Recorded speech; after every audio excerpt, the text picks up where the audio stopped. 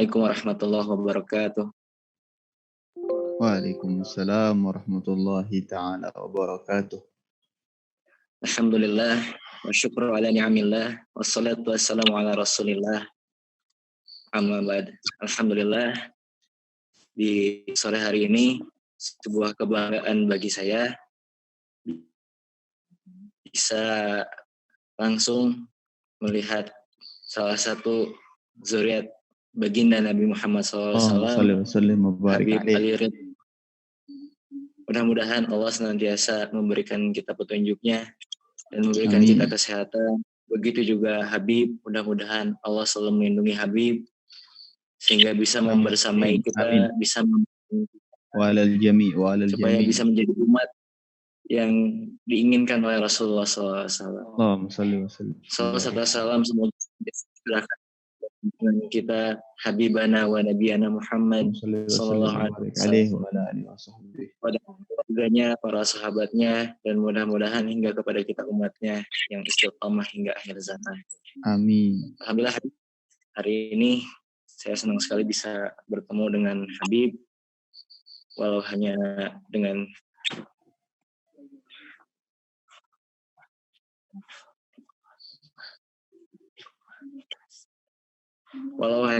lewat video, tapi ini sebuah kebahagiaan tersendiri sore hari ini.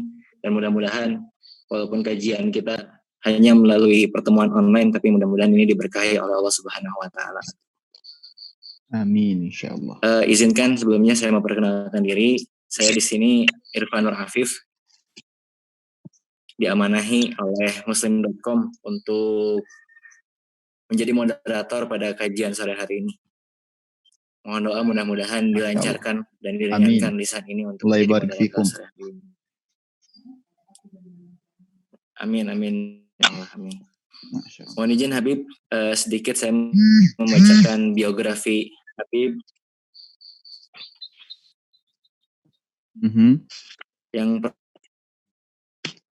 pertama, nama Al-Habib Muhammad Ali Ridha bin Fauzi bin Ali bin Yahya, keturunan Rasulullah SAW yang ke-41, lahir di kota Pekalongan 14 Februari 1996 Masehi, bertepatan dengan 24 Ramadan 1416 Hijriah. Ayahanda dari Habib Ali Ridha merupakan Al-Habib Fauzi bin Ali bin Yahya. Pendidikan dari Al-Habib Muhammad Ali Ridha yang pertama di Ma'had Darul Habib Sukabumi, pimpinan Al-Habib Naufal bin Abdullah Al-Qaf selama 10 tahun. Lalu di Ma'had Ribat An-Nur Hami Yaman, pimpinan Al-Habib Ahmad bin Hussein Aidid. Lalu di Ma'had Darul Mustafa, pimpinan Al-Habib Muhammad bin Umar bin Salim bin Hafiz. Kegiatan selama ini Habib berdakwah ke masyarakat dan alhamdulillah beliau telah memiliki rutinan pengajian kurang lebih 20 pengajian. Betul Habib? Masya Allah. Alhamdulillah, na'am. Dari Pari. Lalu selanjutnya Habib juga mengemban sebagai khadim Majelis Nurus Sobah, pimpinan ayah beliau Al-Habib Fauzi bin Ali bin Yahya, yang juga sebagai pendiri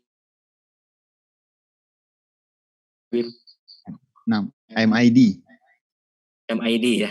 Ya, baik. Jazakallah Habib atas koreksinya. Baik, kalau begitu langsung saja tafadhal Habib untuk memberikan bimbingannya kepada kita semua. Tafadhal Habib. Berapa durasinya, berapa lama ini? 20 menit Habib. Oh, Masya Allah, 20 menit. Nah, bismillah. Semuanya tapi kedengaran insya Allah ya? Insya Allah kedengaran Habib. Nah, alhamdulillah. Wassalatu wassalamu ala rasulillah Sayyidina Muhammad ibn Abdullah wa ala alihi wa sahbihi wa man wala. Allahumma fasalli wa sallim ala Sayyidina Muhammadin nurika sari wa madadikal jari wajma'na bihi fi kulli atwari wa ala alihi wa sahbihi ya nur amma ba'd. Alhamdulillah, yang pertama-tama saya ucapkan banyak terima kasih kepada muslim.com komunitas Muslimcom yang Masya Allah telah senantiasa berada di barisan terdepan untuk menyampaikan dakwah, menyampaikan ajaran baik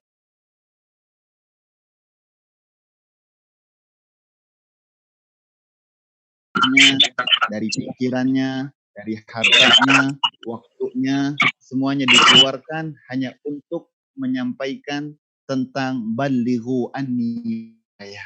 Sampaikanlah daripadaku, yaitu daripada Nabi Muhammad walaupun ya. Dan mudah-mudahan Muslimcom atau komunitas Muslimcom yang dibina oleh para habaib, khususnya oleh guru kita semua, Al-Habib Anis dan Al-Habib Ali Alkab, kemudian Ustadz Ustadz Handy Body, mudah-mudahan Allah Subhanahu wa taala jadikan guru-guru kita semua selalu senantiasa dalam keadaan lindungan Allah, dipanjang umur dan taatan kepada Allah Subhanahu wa taala. Dan mudah-mudahan kita diberikan rezeki adab oleh Allah Subhanahu wa taala agar selalu menjaga tingkah laku kita di hadapan guru-guru kita semua, insyaallah, amin ya rabbal alamin.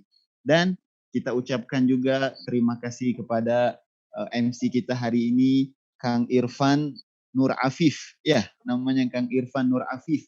Mudah-mudahan Allah Subhanahu wa taala berikan beliau juga umur yang panjang dalam ketaatan kepada Allah Subhanahu wa taala. Dan siapapun daripada yang hadir dari kajian sore hari ini di aplikasi Zoom atau yang mendengarkan daripada live streaming via hadirin yang mendengarkan kajian ini, Allah jadikan ibadah puasanya diterima Ta'ala. Dan Allah jadikan pertemuan kita walaupun yang tidak secara jasad, hanya saja Allah adalah Tuhan yang maha memberi, yang maha pengasih, sebetulnya mencintai seluruh hamba-hambanya. Allah Subhanahu wa taala kasih sayangnya, cintanya mendahului kita dari setiap apapun yang kita miliki. Sebagaimana Allah Subhanahu wa taala memberikan kita kesehatan badan, Allah Subhanahu wa taala memberikan kita bisa senantiasa menikmati makanan yang kita makan, kita bisa senantiasa di dalam malam hari tidur dengan nyenyak, dan kita bisa senantiasa menghirup angin dengan segarnya. Itu semua sebetulnya tanda Allah Subhanahu wa taala mencintai hamba-hambanya. Akan tetapi cinta tersebut jikalau direspon oleh hambanya, maka inilah yang jadi tema kita, yaitu tema tentang tanda-tanda orang yang dicintai oleh Allah Subhanahu wa taala. Dia akan mendapatkan keutamaan lebih daripada keutamaan yang didapati oleh hamba-hamba yang lain. Artinya, jikalau kita saat ini diberikan kesehatan oleh Allah Subhanahu wa taala, kita gunakan kesehatan itu dengan apa yang diinginkan oleh Allah Subhanahu wa taala, maka kita berpindah dari hamba yang senantiasa umum menjadi hamba-hamba yang khusus di mata Allah Subhanahu wa taala. Maka kita akan pelajari walaupun dengan waktu yang singkat, insya Allah, bagaimana cara kita menjadi hamba-hamba yang betul-betul dicintai oleh Allah, yang dengan cintanya Allah kita akan mendapatkan puncak daripada kebahagiaan yang hakiki, yaitu mendapatkan ridhonya Allah Subhanahu wa taala. Amin ya rabbal alamin. Perlu diketahui dulu bahwasannya orang yang senantiasa mendapatkan cinta Allah Subhanahu wa taala, maka dia akan mendapatkan sebanyak-banyak kebaikan di dalam muka bumi ini maupun di dalam akhiratnya Allah Subhanahu wa taala.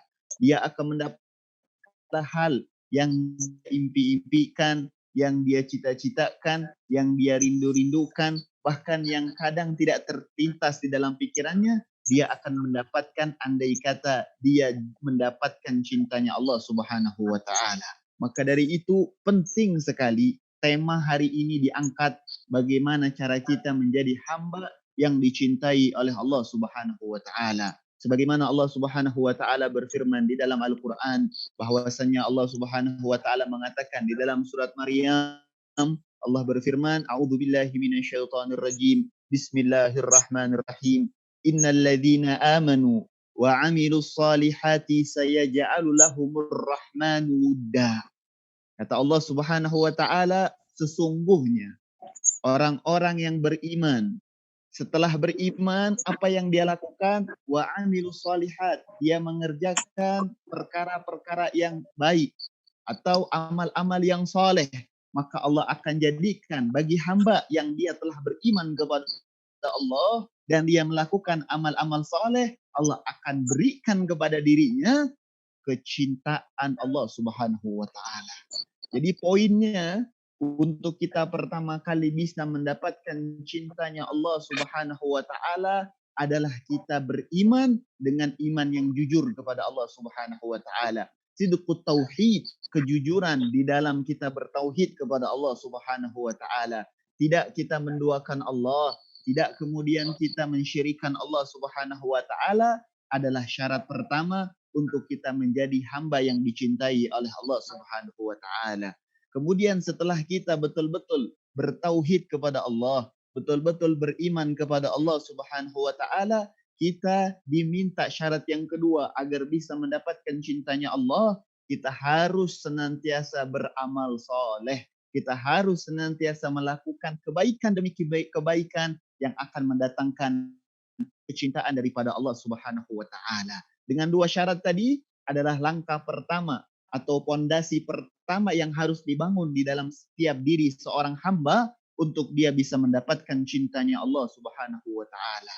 Dan kalau hamba tersebut sudah mendapatkan cintanya Allah Subhanahu wa taala, maka Allah Subhanahu wa taala dengan keagungannya, dengan keesaannya, dengan kasih sayangnya akan mengatakan kepada Jibril, maka Allah mengumumkan, mengupdate status kepada Jibril, ya Jibril, inni uhibbu fulanan fa'ahibbah. Wahai Jibril, aku cinta nih sama seorang hamba ini, maka cintailah dia wahai Jibril. Masya Allah. Allah Subhanahu wa taala yang senantiasa menciptakan hamba tersebut. Setelah Allah menciptakannya, Allah beri spesialis bagi hamba tersebut dengan Allah berikan malaikat Jibril mencintai hamba tadi. Lalu apa keutamaannya setelah malaikat Jibril mencintai hamba tersebut? Kalau sudah malaikat Jibril mencintai hamba tersebut, fayunadu ahlus samawat, maka malaikat Jibril akan memanggil seluruh penghuni-penghuni langit dan malaikat Jibril berkata, innallaha yuhibbu fulanan fa'ahibbuh. Allah Subhanahu wa taala telah mencintai satu hamba ini, maka cintailah dia wahai penghuni langit, karena Allah dan aku Jibril telah mencintai hamba tersebut. Lalu apa keistimewaannya kalau sudah orang langit mencintai hamba tersebut? Maka hamba tersebut akan wayudha'u lahul qabulu fil ard. Hamba tersebut akan senantiasa ditaruh di muka bumi ini dalam keadaan penerimaan oleh semua makhluk-makhluknya Allah Subhanahu wa taala. Artinya makhluk-makhluknya Allah akan menerima dirinya jikalau dia berbicara, makhluknya Allah, khususnya manusia akan menerima ucapannya. Kalau dia melakukan satu perkara, maka setiap orang akan senantiasa suka dengan perkara yang dia lakukan. Maka itulah yang dikategorikan dia akan diletakkan di muka bumi ini dalam keadaan orang-orang ahli bumi akan mencintai orang tersebut. Bukan kita lihat seperti banyak orang juga hari ini yang dia banyak yang menyamparin diri dia atau dia banyak pengikutnya. Atau banyak juga satu orang yang dia dikelilingin oleh ribuan orang. Apakah itu yang dikategorikan orang yang dicintai oleh Allah? Bukan juga. Kadang yang kita lihat rame-rame itu bukan cinta, tapi dia hanya ngefans. Dia hanya kagum kepada perkara yang dimiliki oleh hamba tadi. Lalu bedanya apa? Orang yang diterima oleh manusia, yang dicintai oleh Allah, atau orang juga yang diterima oleh manusia tapi tidak dicintai oleh Allah Subhanahu wa taala. Yang membedakannya adalah fondasi yang tadi, yang satu adalah beriman kepada Allah dan dia selalu beramal saleh, tapi yang satunya dia tidak beriman kepada Allah dan tidak pernah melakukan amal saleh, yang mana amal saleh tersebut timbangannya adalah timbangan Allah atau timbangan akhirat yang semuanya tidak keluar daripada Quran dan sunnah yang dianjurkan oleh Nabi besar Muhammad sallallahu alaihi wa baraka wasallam. untuk mendapatkan keutamaan tadi, yaitu supaya Allah mencintai kita, supaya malaikat Jibril mencintai kita, supaya orang langit mencintai kita, yang pertama kita diminta oleh Allah Subhanahu wa taala untuk sidqut taubah, untuk jujur di dalam taubat kepada Allah Subhanahu wa taala. Kita betul-betul diminta oleh Allah Subhanahu wa taala untuk kembali kepada Allah Subhanahu wa taala. Dengan apa? Dengan kita melakukan 3 perkara. Apa 3 perkara tadi? Yang pertama al-iqla. Kita betul-betul melepaskan diri kita daripada kemaksiatan tersebut. Contoh, andai kata kita punya kemaksiatan melihat perkara yang haram, maka kalau kita mau mendapatkan kecintaan daripada Allah, wajib kita meninggalkan penglihatan yang haram tadi 100%. Kita harus tinggalkan yang namanya pandangan haram tadi. Yang kedua, untuk betul-betul jujur di dalam taubat kepada Allah, dengan kita senantiasa an-nadam. Ada penyesalan di dalam hati telah melakukan maksiat tersebut. Kita menyesal dalam diri kita. Ya Allah, ini mata telah Engkau ciptakan, dengan kenikmatan bisa melihat, dengan kenikmatan bisa memandang, kita bisa melihat keindahan alam, kita bisa melihat bagaimana tanda-tanda kebesaran Allah, kita bisa melihat keindahan di mana-mana. Setelah kenikmatan mata yang telah Engkau lihat, tapi ya Allah, dengan kekuranganku, dengan kelemahanku, aku telah menjerumuskan mataku ini melihat hal-hal yang haram di dalam handphone kami. Kami telah melihat mata ini dengan memandang orang-orang muslim dengan pandangan merendahkan. Atau kami telah memandang orang tua kami dengan pandangan merendahkan. Maka kami telah bermaksiat. Kami telah betul-betul jatuh kepada dosa di hadapan-Mu ya Allah. Maka kami menyesal telah melakukan kedua mata ini dengan melihat hal-hal yang haram. Nah, penyesalan itu bisa mendatangkan kejujuran di dalam taubat kepada Allah Subhanahu wa taala.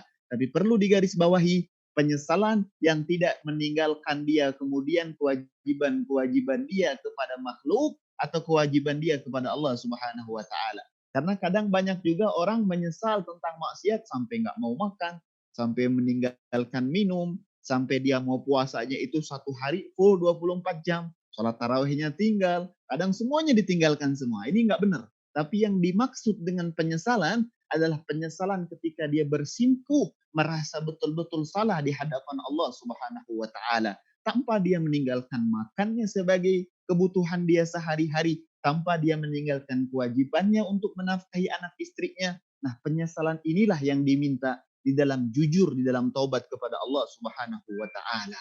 Yang ketiga, dia memiliki azam, tekad, memiliki niat yang kuat untuk dia tidak akan pernah kembali lagi kepada kemaksiatan tersebut. Nah, 3 syarat tentang jujur di dalam taubat kepada Allah akan mendatangkan yang namanya cintanya Allah Subhanahu wa taala. Sebagaimana yang Allah Subhanahu wa taala firmankan di dalam Al-Qur'an, innallaha yuhibbut tawwabin. Allah cinta kepada orang-orang yang mau kembali kepada Allah Subhanahu wa taala. Siapapun yang mau kembali kepada Allah, maka Allah Subhanahu wa taala akan mencintai hamba tersebut. Dan jujur di dalam taubat tadi akan betul-betul mendatangkan cintanya Allah sebagaimana yang datang di dalam cerita salah seorang sahabat Nabi Muhammad sallallahu alaihi wasallam yang dia mengaku kepada Nabi Muhammad bahwasannya dia telah melakukan perbuatan dosa. Dalam riwayat dia dikatakan telah melakukan perbuatan zina. Sahabat tadi, sahabiah tadi. Maka Nabi Muhammad SAW bertanya kepada sahabat-sahabat yang lain bahwasannya sahabiah yang satu tadi mungkin dia dalam keadaan yang tidak waras. Maka sahabiah yang tadi telah melakukan zina, dia pulang kemudian. Keesokan harinya dia datang lagi kepada Nabi Muhammad SAW. Dia katakan, ya Rasulullah, aku ini telah berzina.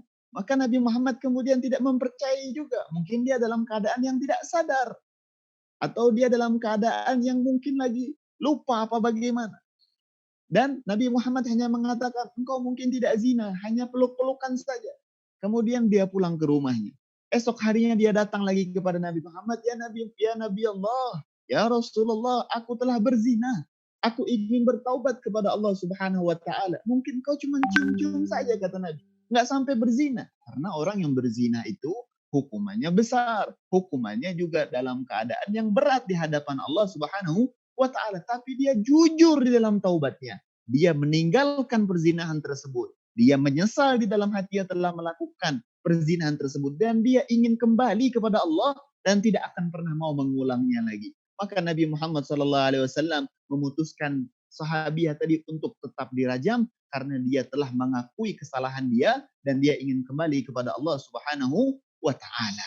Maka Rasulullah merajam sahabiah tadi, tapi setelah Rasulullah sallallahu alaihi wasallam merajam dia, Rasulullah mengatakan laqad taba taubatan law qusimat baina ummah lawasi'athum.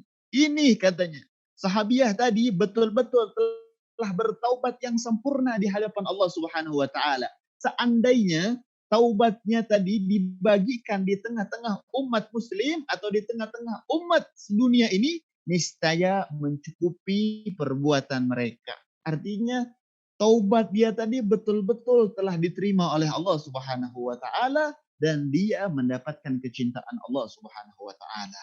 Maka dari itu, wahai para saudara-saudaraku, dimanapun kalian berada, kalau kita ingin mendapatkan cintanya Allah, yang mana cintanya Allah tadi bisa mengundang penerimaan kita di muka bumi ini, maka ayo jujurlah di dalam taubat kepada Allah. Sudah hampir 6 hari ingin menjelang Lebaran dan 24 hari telah kita melewati bulan suci Ramadan.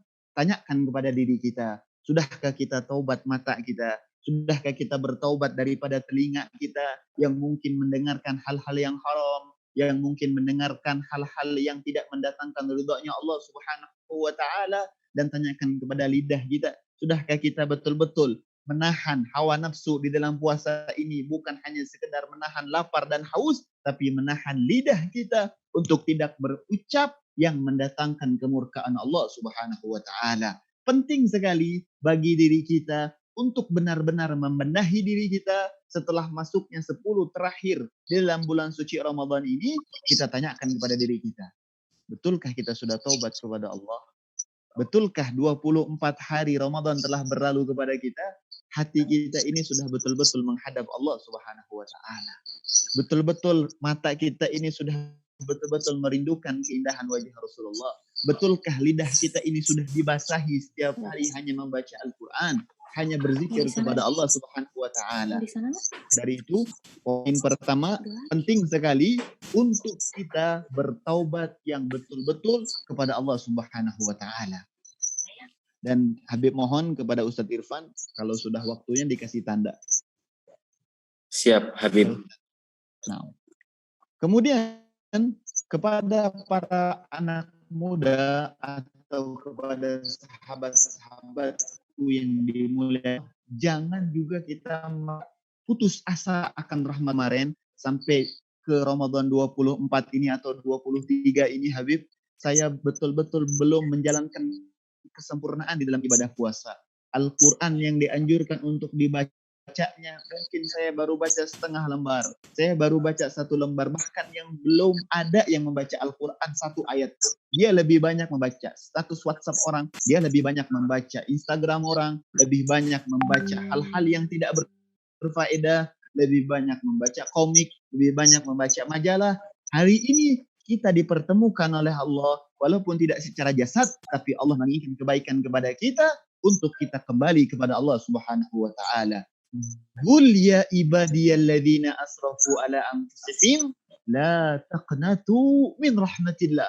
Katakan kepada hamba-hambaku, wahai Muhammad, Allah Subhanahu wa taala tidak melepaskan dirinya kepada hamba-hambanya yang telah melampaui batas. Kepada hamba-hambanya yang telah bermaksiat, Allah tidak melepaskan dirinya, menisbatkan dirinya kepada hamba yang telah bermaksiat kepada Allah.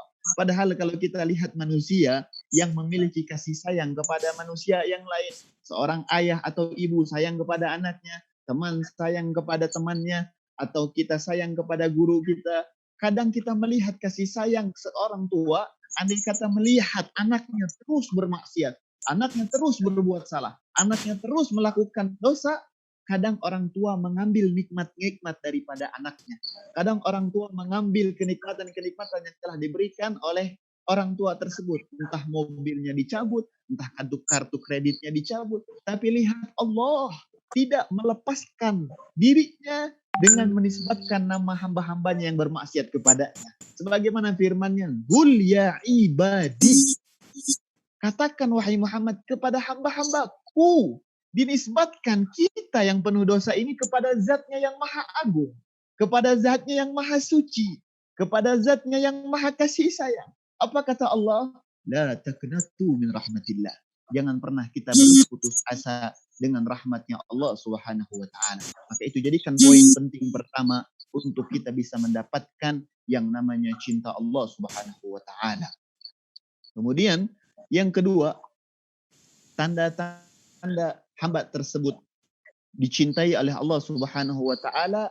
Hamba tersebut setelah dia dipondasikan dirinya dengan iman dan amal soleh itu dia lakukan kedua setelah taubat, saling mencintai satu sama lain hanya untuk Allah. Artinya dia hidup di dunia ini memiliki teman, memiliki sahabat yang satu sama lain, mereka saling mencintai karena Allah Subhanahu wa Ta'ala. Sehingga keduanya saling mengingatkan satu sama lain untuk selalu meningkatkan kedekatan satu sama lain kepada Allah Subhanahu wa Ta'ala. Allah Subhanahu wa Ta'ala sangat mencintai hamba-hambanya yang hidup di muka bumi ini. Dia telah beriman kepada Allah, kemudian dia saling mengingatkan satu sama lain tentang hukum-hukum Allah, tentang bagaimana diri mereka setiap detiknya selalu dalam keadaan mendekatkan diri kepada Allah Subhanahu wa Ta'ala. Yang ketiga, Niko, Bib, waktunya ini tinggal 3 menit lagi kalau nggak salah, Bib. Siap. Nah, kemudian yang paling penting daripada itu semua, bagaimana kita habiskan sisa 6 hari mau bulan puasa ini, kita habiskan semuanya untuk berzikir kepada Allah Subhanahu wa Ta'ala. Karena Nabi Muhammad SAW pernah bersabda di dalam hadisnya, Rasulullah berkata kepada Allah, "Ya Allah, tolong tunjukkan kepadaku hamba-hamba yang Engkau cintai, agar aku bisa mencintai hamba yang telah Engkau cintai. Dan tunjukkan kepadaku hamba yang Engkau tidak cintai, agar aku bisa menjauh dari dia, karena dia telah Engkau murkai, ya Allah." Maka Allah mengatakan, "Wahai Muhammad, sesungguhnya kalau engkau melihat ada orang yang berzikir, maka orang yang berzikir itu adalah orang yang telah aku izinkan untuk dia menyebut namaku, maka dialah orang-orang yang aku cintai. Dan andai kata ada orang yang lisannya tidak berzikir kepada Allah, maka itu orang tidak aku izinkan untuk berzikir kepadaku, maka dialah orang yang aku murkai." Maka sahabat-sahabat Muslimkom dimanapun Anda berada, muliakan sisa puasa kita ini, basahi lidah kita dengan memperbanyak zikir kepada Allah. Kenapa kita kemudian putus asa dan bosan untuk selalu taubat kepada Allah Subhanahu wa Ta'ala? Jadi terus saja kita melakukan taubat. Bahkan di dalam hadis yang sering kita dengar, walaupun hamba tersebut sehari melakukan dosa 100 kali, tapi dia terus kembali kepada Allah Subhanahu wa Ta'ala, entah mungkin yang ke-101-nya dosanya diampuni oleh Allah Subhanahu wa Ta'ala dan taubatnya diterima oleh Allah Subhanahu wa Ta'ala. Tapi tanda yang paling kuat taubatnya diterima ketika dia mau jerumus kepada maksiat itu lagi, kesadaran dia tumbuh, dia senantiasa sadar bahwasanya Allah Subhanahu wa Ta'ala melihat dia. Itu Allah Subhanahu wa Ta'ala jelaskan di dalam surat Al-Anbiya.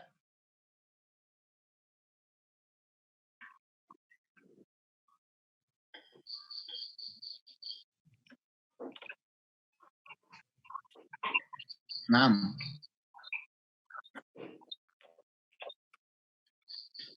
Baik, jazakallah Habib. Barangkali teman-teman yang lain masih ada pertanyaan?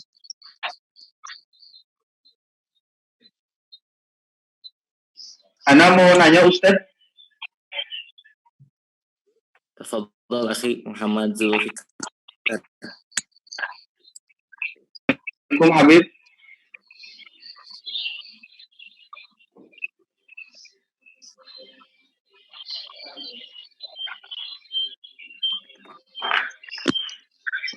Assalamualaikum Habib.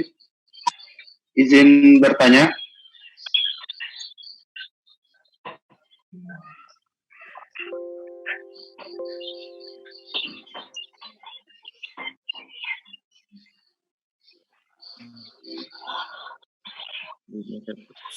Oh, ini ya sinyalnya kayaknya ya.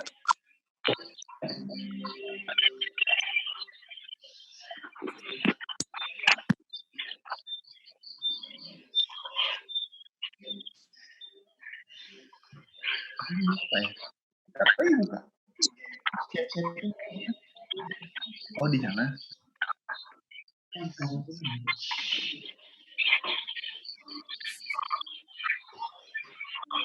Putus ya. Assalamualaikum Habib. Izin bertanya Habib. Iya, boleh. Bismillah. Ya. Habib, jadi untuk perihal taubat nasuha itu Bib, kan dalam beberapa riwayat hadis ada yang mengatakan bahwa ada salah seorang sahabat yang dia bertaubat, lantas dia bermaksiat lagi, lantas dia bertaubat, tapi Allah tetap mengampuninya gitu. Tapi di satu sisi dalam diri kita ada perasaan ada perasaan kayak apa, hati-hati, ada perasaan jauh gitu, bahwa aduh ini takutnya jadi mempermainkan Allah nih. Tapi kan dalam hadis juga dikatakan bahwa kullu bani Adam khata'un wa kullu wa khairu khata'ina tawwabun gitu. Jadi bingungnya tuh Hazza kadang di situ Bib. Jadi maksudnya di satu sisi takut mempermainkan kasih sayang Allah, di sisi lain kita juga butuh berusaha bertobat. Nah itu solusinya. Ya, tafadhol Habib untuk memimpin doa untuk kita semua, berhubung sebentar lagi waktunya berbuka. Nah, bismillahirrahmanirrahim. Alhamdulillahirabbil alamin. Allahumma shalli wa sallim ala sayyidina Muhammad wa ala ali sayyidina Muhammad. Allahumma ya Allah, inni as'aluka, kami meminta kepadamu ya Allah, hubbaka, cintamu kepada kami ya Allah. Wa hubba man yuhibbuk, dan cinta orang-orang yang mencintaimu ya Allah. Berikanlah kami cinta orang-orang yang mencintaimu dan cinta Engkau ya Allah. Wal amal alladhi yablughu min hubbak, dan berikanlah kami amal-amal yang dengan amal tersebut menyampaikan amal kami untuk mendapatkan kecintaan daripada Engkau ya Allah. Allahumma ja'alna hubbak, ya Allah jadikanlah kami orang yang Engkau cintai. Ahabba ilayya, ya Allah jadikanlah Engkau adalah zat yang kami cintai melebihi cinta kami daripada diri kami sendiri, daripada keluarga kami, daripada harta kami, bahkan daripada kami mencintai air ini di saat kami dalam keadaan yang dalam keadaan haus sekali ya Allah. Dan hanya kepada Engkaulah doa kami yang didengar, hanya Engkaulah zat yang maha mengabuli. Kabulkan segala doa-doa kami ya Allah. Allahumma ya Allah, Allahumma barik dan berkahi kami cuma baqiya min Ramadan, daripada sisa Ramadan, wa'ina alal qiyam, dan bantulah kami dalam sisa Ramadan ini untuk melakukan puasa wal qiyam dan menghidupkan bulan suci Ramadan, wa'ina alal qiyam warruku wasujud wa tilawatil Quran, dan membaca Al-Quran. Rabbana atina fid dunya hasanah wa fil akhirati hasanah wa qina adzabannar. Fadli subhanakallahumma wa tahiyyatuka assalam wa akhiru da'wan alhamdulillahirabbil alamin. Dan berkahi selalu komunitas Muslimkom dengan apa yang mereka keluarkan daripada pikirannya, hartanya, tenaganya, waktunya. Berikan keberkahan bagi mereka semua, ketuanya maupun anggota-anggotanya, dan bahkan siapapun yang ikut andil dalam menghidupkan dan mengembangkan kaum muslim komunitas tersebut ya Allah. Ya Arhamar Rahimin ya Arhamar Rahimin. Wa sallallahu ala sayyidina Muhammadin nabiyil ummi wa ala alihi wa sahbihi wasallam. Walhamdulillahi rabbil alamin. Bisirri asraril Fatihah.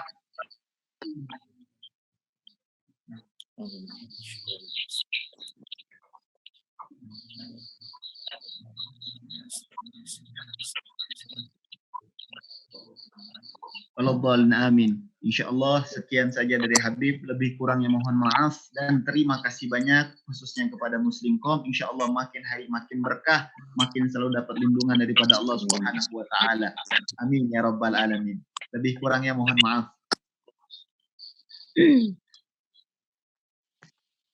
Baik, jazakallah khair kasiran untuk Habib Al-Ridha. Mudah-mudahan kita bisa berjumpa secara langsung di lain kesempatan, bisa langsung mendengar nasihat-nasihat dari beliau dan bimbingan-bimbingan dari beliau, supaya kita bisa menjadi umat yang Rasulullah impi-impikan dan Rasulullah banggakan sebagai khairul ummah.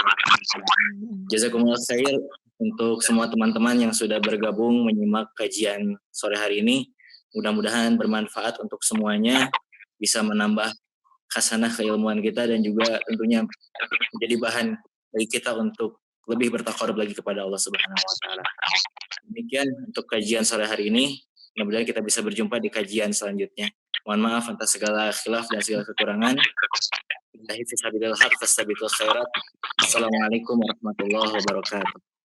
Waalaikumsalam warahmatullahi ta'ala wabarakatuh. Waalaikumsalam warahmatullahi wabarakatuh. Jazakallah khair, Bib. Al-Fatihah. Bismillahirrahmanirrahim.